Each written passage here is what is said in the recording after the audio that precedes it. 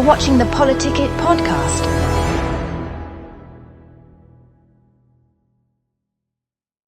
Welcome back to another episode of Politicit Dixie. Today I am here with Councilman Troy Belliston. He's also... Don't call me Councilman. My name's Troy. Troy Belliston. He is a county commission candidate, Correct. right, for seat B. Seat B, okay. Yep. So, and I don't know Troy super well, so this is going to be a really good opportunity to get to know him, as well as for the audience to get to know him. So, tell me maybe a little bit about you personally, just getting to know you, maybe, you know, some of your work history, whatever you think might be relevant to voters. Yeah, so my history in southern Utah goes back into the late 40s. My grandpa moved down here latter part of the 40s to be coach at Dixie. Back then, when you were coach, you were coach. And so he did that for a period of time and ultimately got into umpiring and you know, is in Utah Hall of Fame for officiating. Oh. I didn't know that growing up as a kid. We found that out at his funeral. It's your I thought claim that was kind of to interesting. fame. Yeah. But my dad grew up between here and Ogden, and so this was always home for him. And in the after he married my mom, she went to BYU. She's originally from Seattle area. They worked towards moving down here to southern Utah, and that's when we came down when I was 7 years old in 1982. Okay. And back then there was legit one stoplight in the whole county, and so I've seen the community grow from 20,000 people to 250,000 now, give or take, something like that. Huge growth spurt, yeah, big growth, big change, and a lot of good and a lot of things are frustrating. You know, you look back and think, hey, this was great when I was a kid, right? You know, but back when I was a kid, if you want a church clothes, you go to Christensen's. If you need a school clothes, you go to Vegas. And so things weren't very convenient. And, you know, the hospital just didn't have the medical resources there for people. And you know, it's funny because I built a home for some folks. Probably 2012, 2013. Mm-hmm.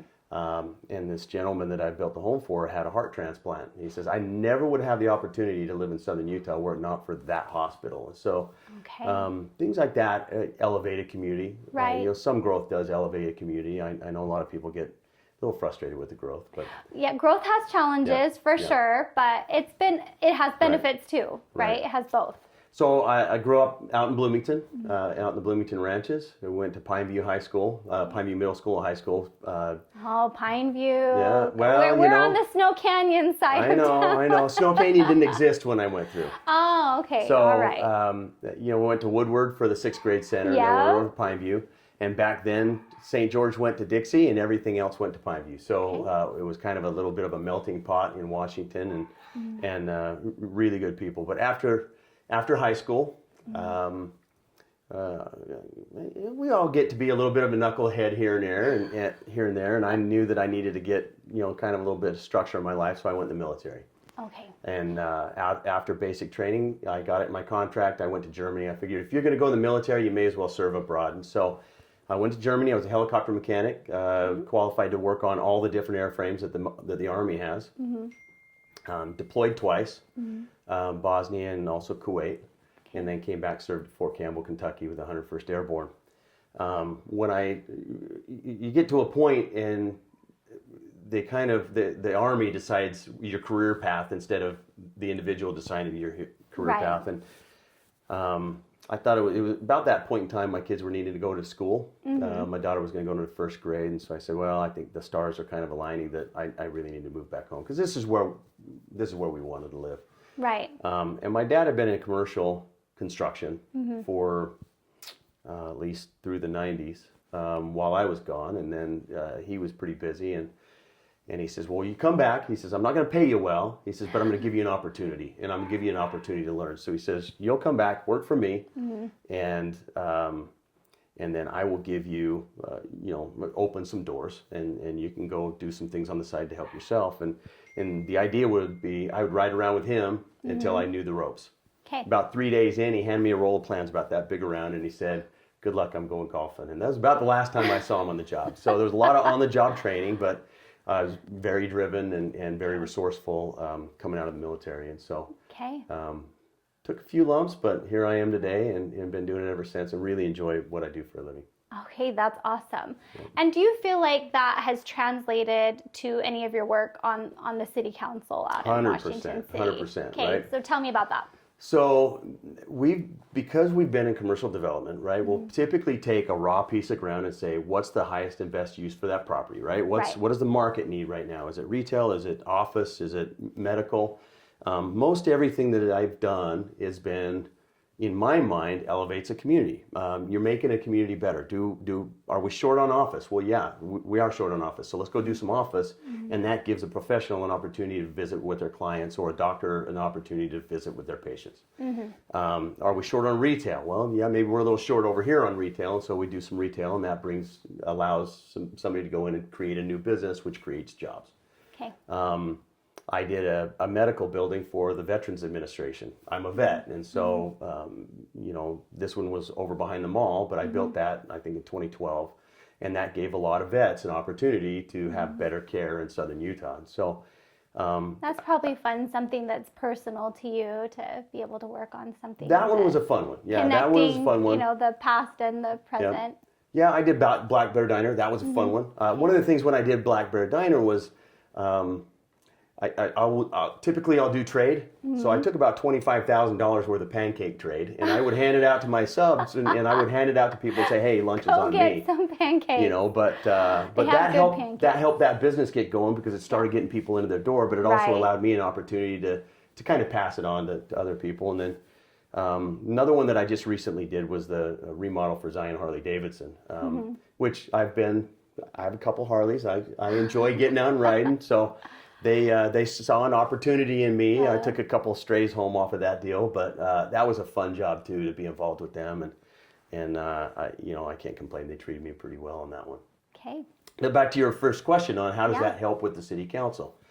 Well, because you're going through raw ground all the way through the entitlement process, I had a little bit of a heads up or leg up when things come before the city council, because so much of what you do is development related. It's general plan related, it's zoning related, it's infrastructure related, it's all of it. It's long-term related. And so I kind of geek out over it, because it is how is your community going to grow over the next 20, 30, 40 years, right? It's development on a grander scale. Right. And so I think if you ask the other council members that I've served with, they'll tell you that I have the ability to kind of see things from a little bit different angle, because I've been in the industry. I can tell a developer that's going to come in and contribute to the community, and I can tell you a developer that's going to come in and cut corners. And I can also see things just with a little bit of a unique perspective, and I think that's been valuable for the decision-making process for the other people I've served with.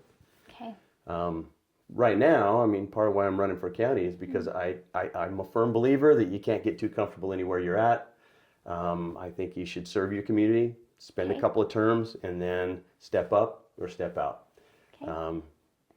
2 terms was good enough for George Washington. 2 terms is good enough for me at any one position. So I'm on the downward slide of a second term in Washington. Okay. I think the county commission, there's some things that I think can be fixed over there. Okay. All right. Yeah. And we're going to get there. We're going to take just a quick break, and then we're going to return with Troy and talk about some of the things that he thinks can possibly be fixed or improved in terms of the Washington County Commission. So we'll be right back.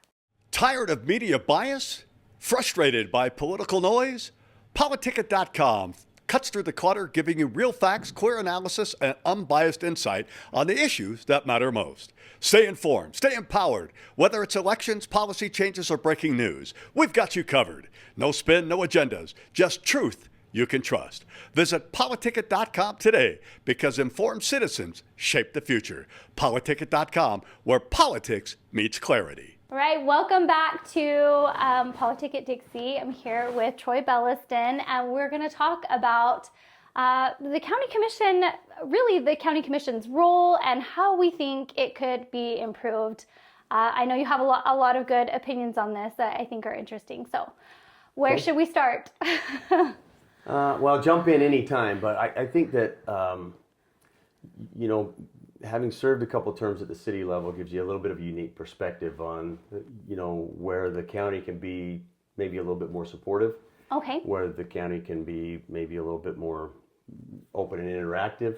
I think that there's certainly things that we struggle with at the city level that, maybe we can have a little bit more of a broader conversation with the county. And I think that that's fair. And I think that anytime you come from a lower level of government up into a higher level of government, then that perspective helps. I get frustrated with the state because they've done a few things that, in my mind, have stripped powers away from the city councils. The land use authority, for example, is one. I'm not a big fan of what they did there because they took our ability as a city council away to be able to even look at plats and preliminary plats. And, the preliminary plats where we catch a lot of stuff. So what that does is, the intent was to streamline the process, but the reality is now you're forcing more things into a PUD or a planned unit development type of a zoning, which is more onerous and a longer, heavier, more expensive lift for anybody that's trying to get some things done within the community. So the law of unintended consequences applies, right? And so to have the perspective of boots on the ground from the city level at every other level moving up is important. Right. And I think that I can certainly see things at the county level that I think structurally could be fixed and a little bit more interactive, between the cities. Okay. Were you going to ask something? Yes, okay. I was thinking. Well, and this might be totally off topic, so if you don't want to talk about it, I'm okay with it. But county commissions recently have really come under a lot of scrutiny after everything going down with MIDA and the box elder situation. And so I was just thinking, I'm like, gosh, I've seen a lot of people asking on social media, okay, what would our Washington County Commission candidates? And so I was just thinking, I'm like, I haven't been able to ask anybody that. Yeah. So, and I don't know if you want to address that or let's talk about it. I think that's the harder the question, the more I enjoy it. Right? Like I like the hard questions. I don't like the took clear out of left field, but let's talk about it. I had somebody ask me. They said, "Well, do you want me to feed you some questions in this, interaction?" I said, "No, I like the harder the better." Okay, let's go for it. So one of the things that I think that really is a bit of an issue at the county level is. I don't feel that there's the same level of transparency as we have in the city. So, and that leads to people getting really frustrated because they can't see what's going on, because the county is this administrative and legislative body. Right. And so they're doing a lot of things on the administrative side that you think, well, wait a second, but the legislative side really needs to be in front of the camera, and the deliberations need to be in front of the camera. Right. Right. More so than we have currently, in my mind. And I think that the people in Box Elder would totally agree with that, right? And I think that's it, all of them. I mean, so that's why you get a lot of this talk about, do we have a 3-member versus a 5-member commission? Because a 5-member forces greater compliance with the Open and Public Meetings Act. And so... Okay, we're going to have to loop back to that Let's loop back to that one. Yeah, we can talk about that one. I do want to talk about it. There's good and bad with both. Yes. Right? But let's go back to this. So one of the things at the city level that always frustrated me was when you go in, like when something was on for zoning, for example, general plan and zoning, the two things that affect your neighborhood the most.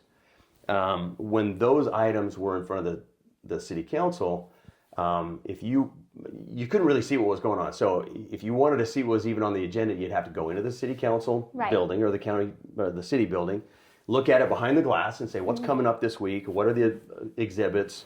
If it was a plat, 24 by 36 plat, they had it reduced down to an 8.5 by 11. You couldn't really see what was going on with it. If you wanted a copy of it, it was 10 cents and you can get your photocopy. And it just wasn't it was very clunky. Okay. And so what I pushed for was working with staff and putting everything online because it's all public record. Right. So it took us a couple of years, but from 2018 till today, every staff report, every exhibit, every resolution, every agenda, every document that goes in the public process at the city council is online.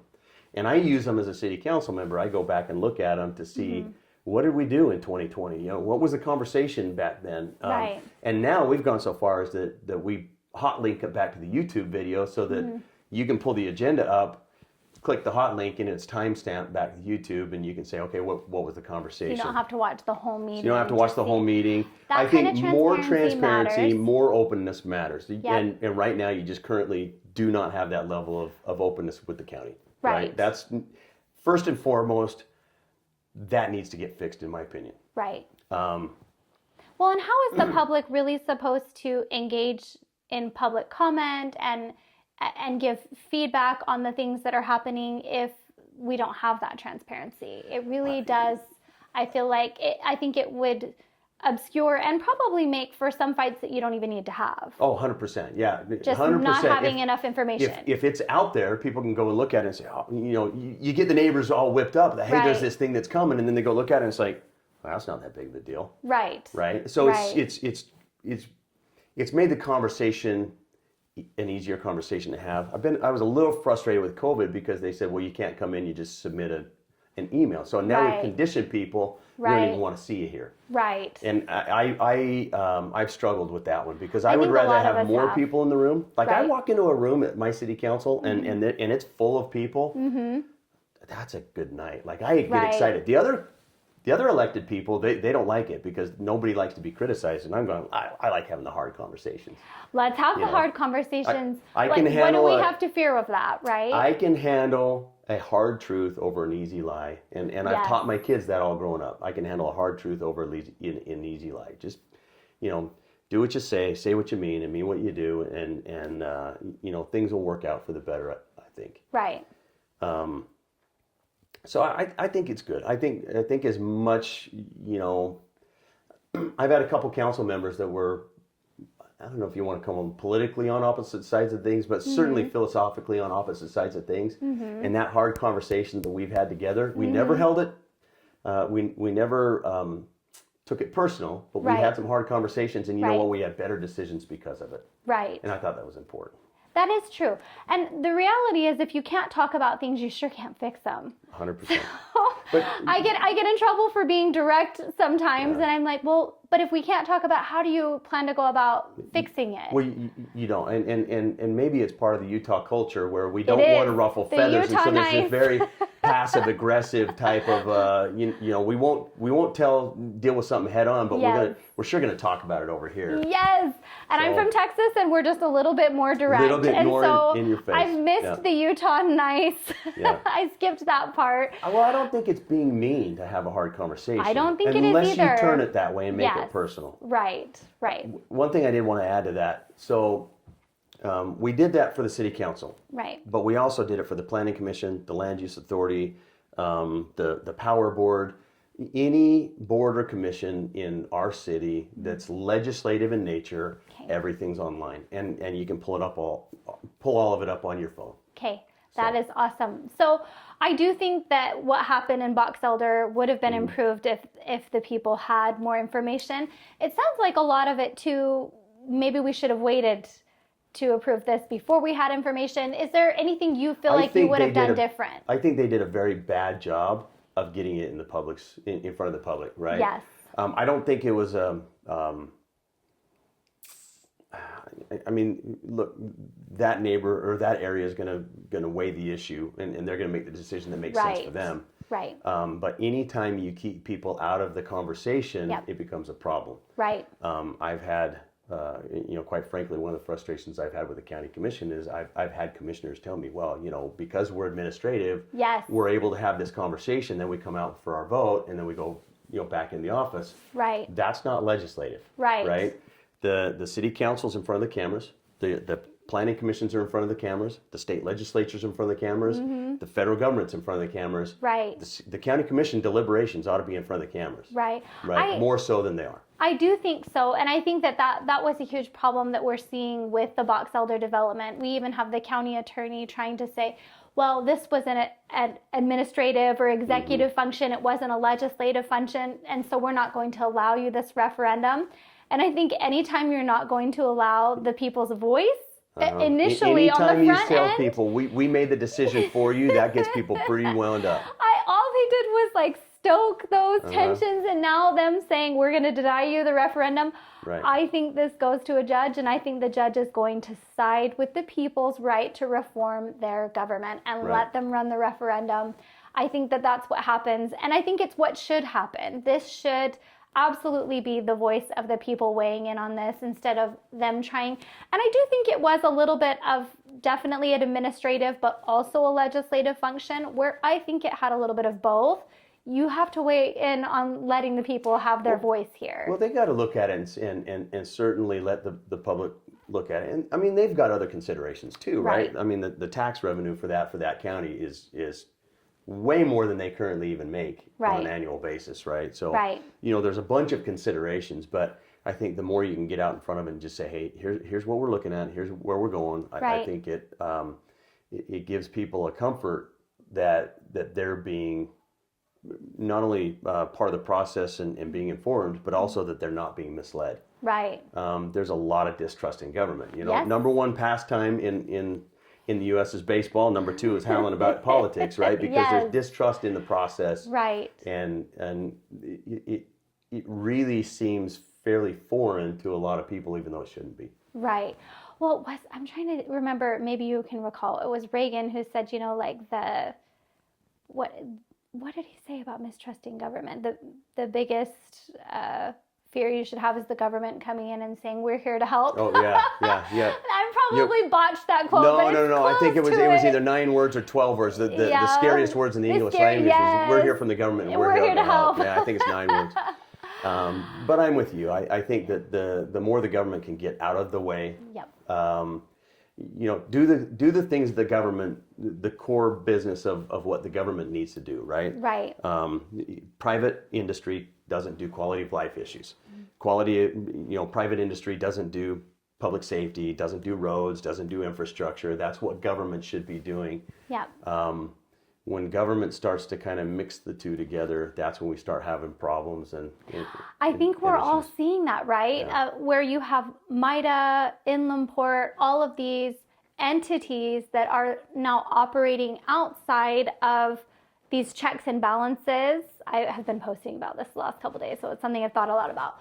But outside of this proper role of government that has checks and balances to it. And I think that's been the people's frustration, is that when we feel like our representatives don't actually get to represent us, like I've heard several times that these county commissioners didn't really have a choice in their vote.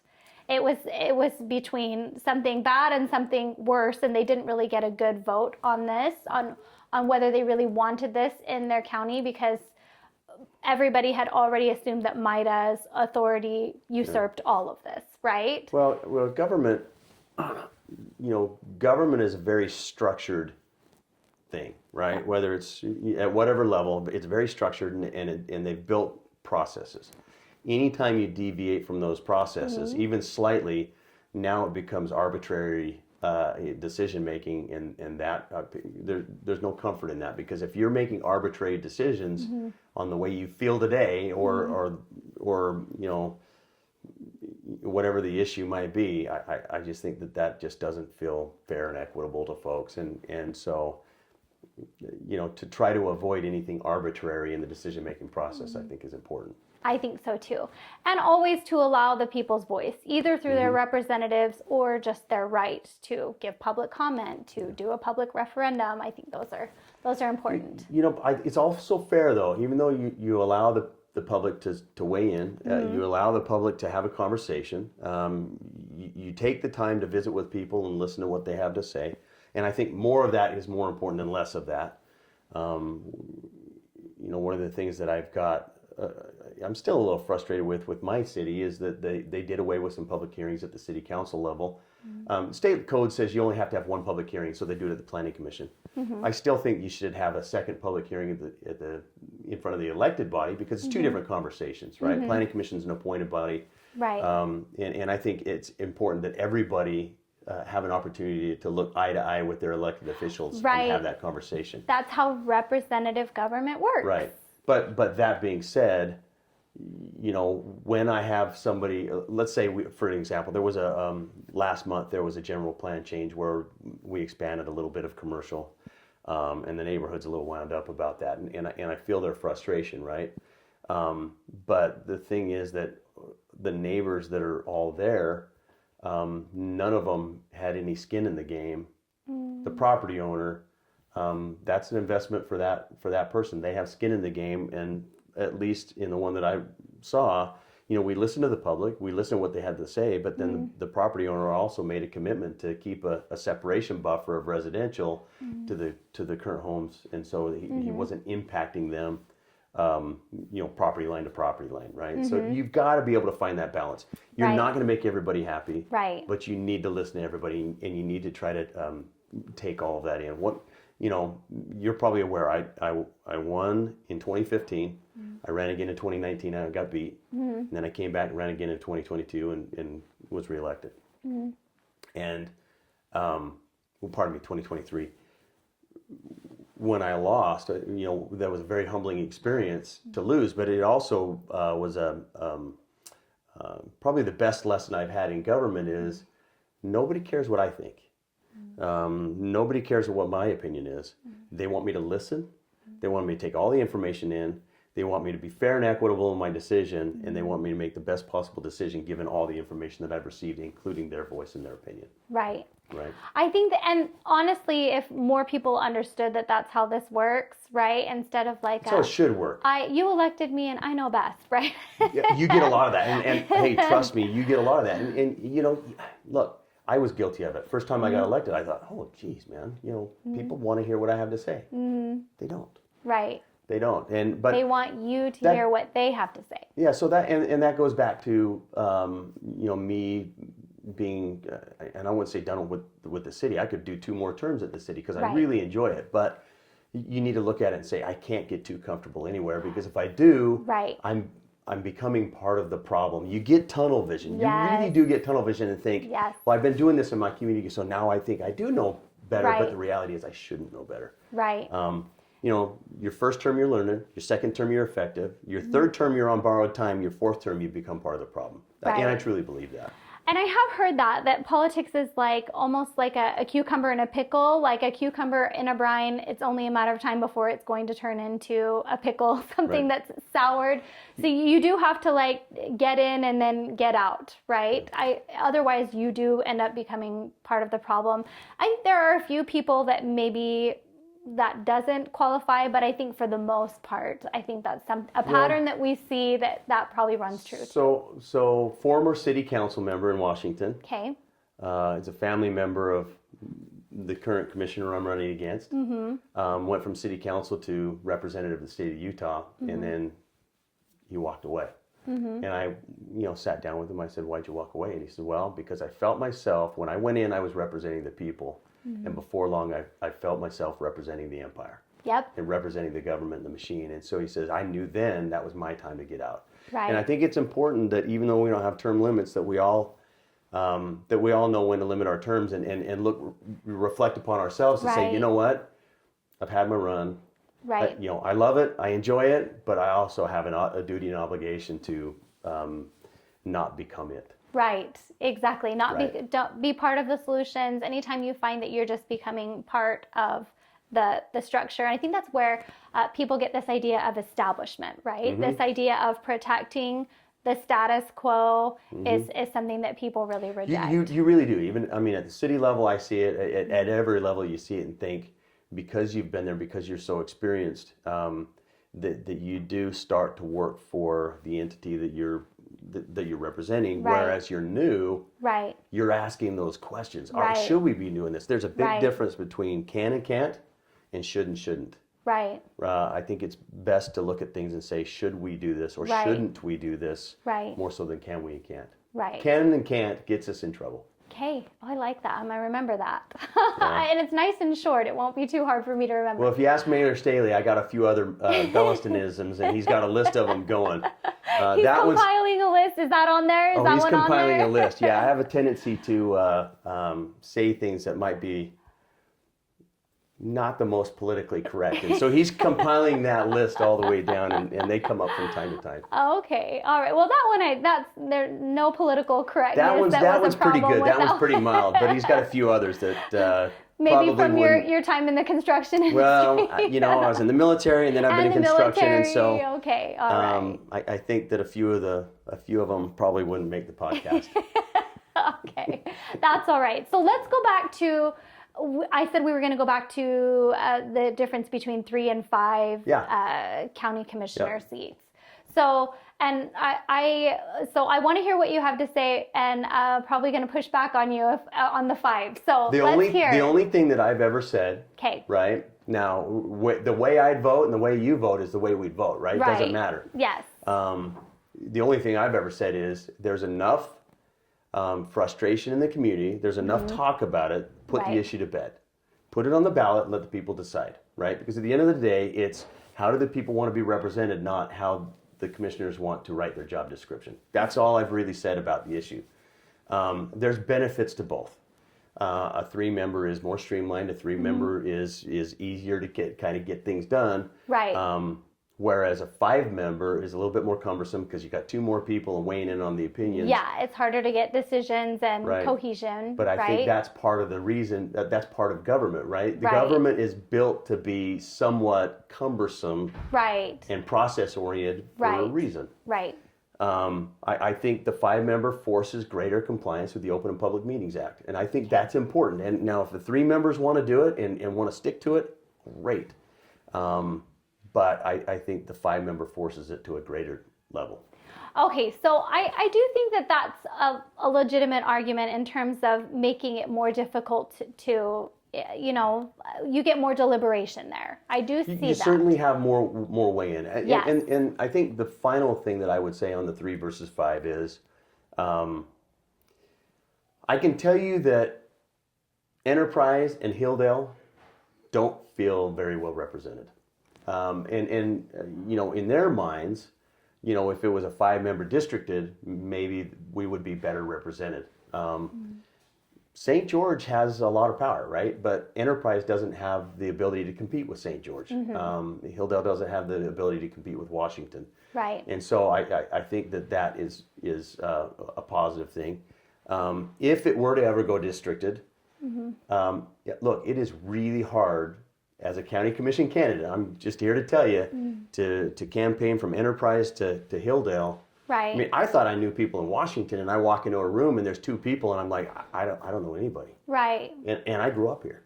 Right. So to be able to more directly have somebody to say that's my guy in my district, and if they're not doing their job or my area, you can be more one-on-one with people. Yeah. One of the things we did in Washington City here a few years ago was there was a lot of we have a justice court in Washington City. And there was about a year and a half ago, we were looking at that saying, do we get rid of this? Because the county will take it over and then we don't have to have the headache of it. We don't have to have the staff of it. We don't have to have the administration of it. It's a cost. And we said, no, we're going to keep it. And the reason why we kept it is because that gives us the one-on-one interaction with the people that are struggling within our community, even struggling from that perspective. And I think you need to have that one-on-one interaction that you just don't get as well. Okay, so. Again, I think that is. This is not my decision to make. Right. All I'm saying is put it on the ballot. I would argue and say these are things that I think would be make sense. And personally, if I had a ballot sit in front of me, I'd probably vote for the 5. Okay. Whereas I know the current county commissioners have said no, we would keep it 3. I don't think theirs is a bad opinion to have. Right. And I don't think mine's a bad opinion to have. Right. So my thoughts, just from a conservative standpoint, moving from 3 to 5 is actually the fastest way to grow government, and I think we have plenty of evidence that shows this. And so, just from a conservative Utah point County of view, ran into that, right? They didn't want to grow government. Yeah. Salt Lake County went to 5, right? And they were part-time, but it was only a matter of time before they started to push for more, like full-time, 5 full-time positions. And then they ended up, I think the people pushed back on that, and they ended up with all of these hired, staff instead. Yeah. Then we're hiring all of these staff positions in order. So it really does just grow government, and it does bog down the process for decision making. So it depends. Certainly, the decision making gets bogged down, and I would argue that that's a positive thing personally. Yes. But it depends on how you structure it, right? Salt Lake County went to a mayor council, and that put a lot of power in the mayor, the county mayor's position. I would not advocate for that. I would think that you need to have commissioners that are all on the same level playing field if it went that way. I don't think each commissioner needs to have their own staff. And quite frankly, I don't think each commissioner needs to have their own double six-figure salary, right? I'm not running for the career. I'm running to contribute. I think that, I think that one of the beauties of the Founding Fathers is they wanted citizen legislators to step up, contribute, and step out. Right. I'd rather have, if it was 3 full-time versus 5 part-time, quite frankly, this is me. Right. I'd rather have 5 hard-charging pillars of our community than 3 guys because one of the arguments that's made against me is, well, he's busy, right? Well, I didn't realize I needed to be sufficiently unemployed as a prerequisite to run for public office. Like, I don't think that is a sales point. That's a challenge for most people, I think. Yeah. And I also think that that's why we don't have a lot of young people who actually are able to run for public office today, because they're too busy trying to afford homes and too busy trying to grow businesses that they really don't have the opportunity to run for public office. I think when you talk about growing government, right? There is a point where it becomes negative. The solid waste board, that's a board of 21 people in this county. It's cumbersome. It doesn't work very good. The water district's 7. The city councils are 5. I think that 5 to 7 is a good number wherever you're at. There are counties that have 5 members, and I understand the argument too that they say, well, they're not as engaged, and so then they don't have as much representation at the county level or pardon me, at the state level or the federal level, and there's some value in that. And so that's why I say it just needs to be put out and look. Here's the pros and cons of both sides. Let's have a hard, robust discussion, and then at the end of the day, the will of the voter reigns supreme. When I lost in 2019, I didn't hurt my feelings because at the end of the day, the voter won. Right. They made the decision forward, and I think you always have to respect the will of the voter and the taxpayer that's footing the bill. I do agree with that. We do want the will of the voters on it. So I'm not opposed to it going on the ballot. I just am opposed to the idea of growing government when I've watched what Salt Lake County has kind of done with it. And I 100% agree with you. If it were to ever go that road or go down that road to be put on the ballot, I would try to structure it in ways that didn't grow that government and say, look, we don't need extra staff. We don't need this and that. You're always going to have continuity in some staff, right? Why do I have a city manager at the city, right? That's the continuous through all the different legislative. If you put too much power in the administrative side of the commissioners, for example, now the argument then becomes, you can't get rid of me because look at all this that I'm doing. Look at all this that I've collected under my sphere of influence. Right. How can you afford to lose that? Right. You just need to find that balance. Okay. I like the idea of finding a balance. Okay, so we talked about transparency. Yep. We talked about, possible changes to the commission. What else? Is there anything else that you think is really important to, your platform and why you're running? Well, I mean, look, there's a few things, right? I've been pretty critical on the tourism dollars. Yeah, TRT. Right. That's been a topic of conversation, deal. It's right? a huge deal. Yes. Why is it such a big deal? In 2016. The public safety portion of my budget at Washington City was 60%. This year it's 88, going on 89%. The city is dealing with the administration, we're dealing with the infrastructure, we're dealing with the public safety, our residents are dealing with the tourists and the traffic, and then all that revenue goes to the county. And I can tell you from my perspective, and a lot of other elected officials, we don't feel it's being fairly and equitably put back in the communities because every community was dealing with the tourism. Right. My city we haven't been able to hire police and fire for the last 3 years. So we've grown 8,000 people with no new police and fire hires. And there's a point where we've been able to hold on, but at some point your public safety, that starts to suffer. Right. Okay. So we're looking at the fire and EMS tax that came out. One of the things that I got my council to support me in is, it was broken up in 0.33 and up to 1%. Well, I got my council to support me in putting it on the ballot to go up to 1%. Are we talking about the sales tax, like Representative the sales tax, bill? Yep, that bill that was put through. Yep, we're talking about that bill. Well, 0.33 is a Band-Aid for my city. 1% is too much, right? So how do you make it a win-win? So my council supported me to couple that 1% on the ballot with a 50% property tax cut in my city, because property taxes are the most evil form of tax out there. Right. And so the numbers work to where if we did it to the 1%, if the people vote for it, we're going to cut the property taxes in my city by 50%. Right. And that's going to help shift the burden of those tourists that are placing a lot of that pressure on us. Right.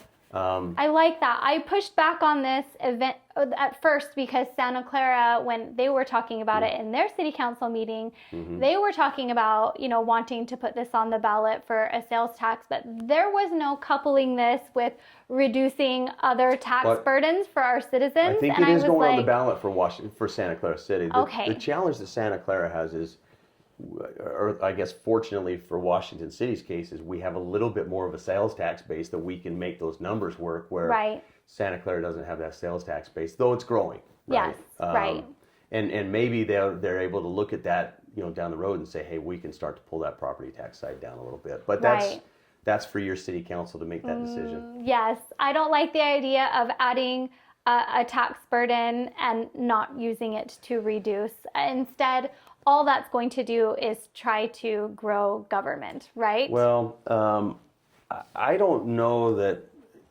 I'll speak for myself. If that gets approved, I don't think it's growing government to hire some new police and fire, right? But that's and I can't say police because it's dedicated to the fire and EMS, but it also frees up the rest of the general fund to deal with the other, roads and infrastructure and the other public safety aspects. And I think that we're just trying to keep up with the level of service that our residents expect. Right. And public safety is a big part of that. I agree to some extent, because I do think that we saw this with St. George City. When you prioritize public safety first and then fund everything that is lesser value afterwards.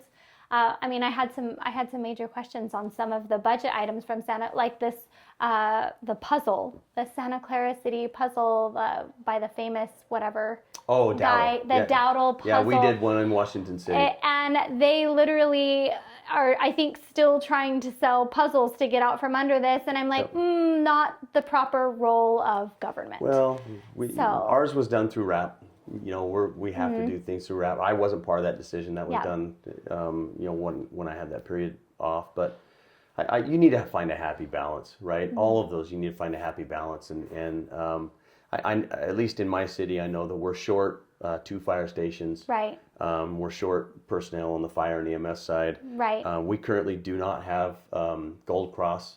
We have to call them in from St. George.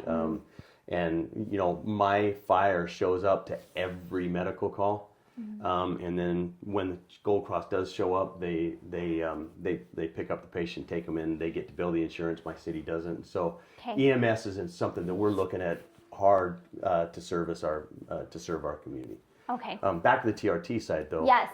Right now,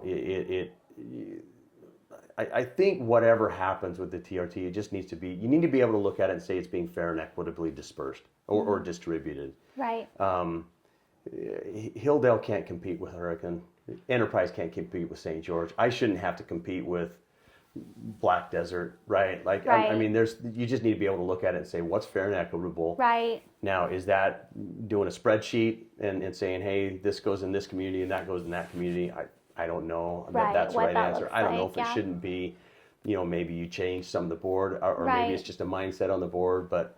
Well, you don't want government picking winners and losers. You don't want them picking winners and losers, and you don't want them being arbitrary and capricious in it. And certainly,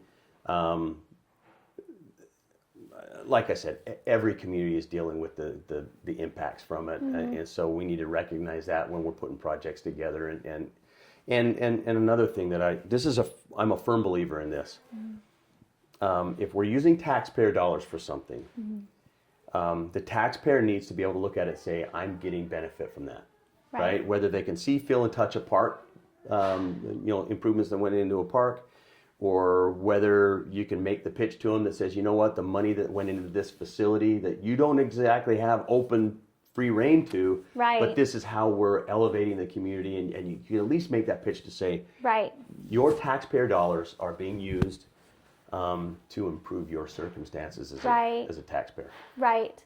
And I like that. And we should always be able to see that burden of proof. Here's what we've done with your taxpayer dollars. Here's how it benefits you and benefits the community at large. Right. That is good. Okay. Anything else that we didn't talk about that you think is part of your platform that we need to? I don't know. I don't know if it's part of a platform or not. I think it's just I think I ought to probably touch on stuff. I know that fair or unfair, when I was getting ready to start running as a campaign, I had a couple of guys tell me, "You're out of your mind. You're going to run on pickleball courts." And I just says, "You know what? I'm not running on pickleball courts. I'm running on what they symbolize, right? Because I think anytime you're spending taxpayer dollars, you need to be able to look at it and say, am I being humble, and am I being respectful of those dollars and how they're spent. And if you're going to build a facility, it needs to be open. It needs to be out for the people that paid for, the people paid for it. Should be able to use it. They need to have full access to it. Yep. I think St. George, when they built their building over there, they spent a lot of time to make it a community gathering space. You see all the different areas. They got chairs out back where you can go sit there kind of swinging in the breeze. They let everybody use their parking. They want everybody to come and enjoy it. And 2 blocks over, you got bars over the gates. And I just think it's symbolic of do we respect the taxpayer and the fruits of their labors as we're spending money. I think that's really important whenever money goes out that door. I think most taxpayers would agree with that. I think most do. I know it comes down to it's like he's picking a fight over courts like that, but that was built as a community gathering center, or community gathering space. Right. There's 6 courts. There's a track. There's kitchen equipment. There's concession stands. Let's bring people into it. Let's not gate it up. And they've opened that now, right? Yeah, but they've opened it during business hours, right? Oh, okay. That effectively means I don't have access to it. I got neighbors that go play tennis, pickleball every morning at 5 a.m. I like the fact that St. George's there's no gates over it. We shouldn't have timelines on things that the city owns. I get in some respects that you've got to look at it and say, well, you have to. 1 o'clock in the morning, unless somebody schedules it, you're not going to be out playing pickleball, right? So you can lock the gates at that point. But a lot of people go after work. A lot of people go in the morning, and there's a ton of people on the weekends. And right now, those 3 times aren't open. They're still closed up. Okay. All right. Well, I think that was interesting that people were attacking you over that. But I do see what you're saying. Like our taxpayers getting to reap the benefits of things that their money is being used for. Well, like I said, are you being humble and respectful with the dollars that you use? Okay, that's a good question. That's important. Okay, all right. So before I'll let you make your pitch, if you want to make a final pitch to voters. I appreciate the opportunity to come and have a conversation. I'm always open to a hard conversation with anybody. I actually kind of enjoy them. I think it's important to have robust discussions but leave it at that, right? Yeah. Don't take things personal. Right. I don't take things personal. I try not to take things personal. Right. I do feel very, I guess maybe defensive and I do take it personally when people go after somebody that I care for. Right. Right. It's hard not to. Go after my city or my mayor. I'm going to dig my heels in, but. Right. Come after me personally, I like water off a duck's back, doesn't really bother me. Me too. Especially if I know you're trying to do it. Well, I can handle constructive criticism even if it's tough. And I you know what, I would tell my guys this when I was in the Army. I truly value if it's constructive criticism and I'm in the wrong, I really value when you call me on it. Right. Please don't fear that. You know, don't think that you don't have a right to say something to me. If I'm doing something wrong, do it constructively, and I'll change my ways, and I'll acknowledge it. Cheap shots are cheap. Yep. But I do like that. I think you can tell leaders who respond to constructive criticism, who respond to the public when they say, okay, clearly we're not in line here. I think we're seeing some of that with box elder. So I think the leaders. I think they allowed themselves. It was their fault, but I think they allowed themselves to be blindsided by the whole thing, where they should have been a little bit more. Look, it's easy for you and I to armchair quarterback. I know. But it'll get worked out. It's okay to say process matters. It does. And I think that there were a lot of things in their process that, had they done this differently, wouldn't have risked. I mean, we have, do we have 40 data centers in the state of Utah? How many of them have caused this kind of a public outcry? We have one on Tonquin that's been there for 20 years. We do, yes. Right? Yes. I mean, and look, I got my first email address in 1995. I didn't get my first cell phone until 2002. That's when I got mine too. But my refrigerator and my microwave are connected to the internet right now. Like, I mean, you have a need for these data centers. You have a need for this processing power. Right. You shouldn't be scared of it, but we're unique in that we don't have the resources to be able to support it until they come up with better processes. Right. There was a report that came out yesterday or the day before that they're now 3D printing copper conductor coolers that are extremely efficient to help cool these chips that they need to be able to cool on a regular basis, and so they're not as dependent on the water and the resources and things like that, and they run a lot more efficient. So over time, I think that stuff's going to come and that's going to help, but Right. But again, you have to weigh, and the more information they can give the public, the better. I think that was one of the biggest missteps, because the public didn't feel informed. I think they fell prey to a lot of propaganda. In all fairness, the media, I don't think Kevin O'Leary else. did a good job messaging. Oh, no. That was one of the first things I said. I'm like, please get this guy off camera and get him a PR manager. Goodness, he does not make friends well. Well, he's made a career about being very yes. Kind of in your face about things. Right. This was probably one area that you need to show a little humility and respect. Maybe just a little bit. Yeah. So I couldn't agree more on that. I do, again, process matters. I feel like this could have been done differently. And Kevin O'Leary didn't make himself any friends on the Box Elder project. So it'll be interesting to see how this turns out, or if it even moves forward at all. But we just hope that the people of Box Elder at some point do feel that they're being represented by government, whether it be county level or legislative level, wherever. Hopefully they will get to feel that representation. Well, back to your final pitch, because I know you've got kids and you've got things going on you got to get to. But I hope people know that I genuinely try to be.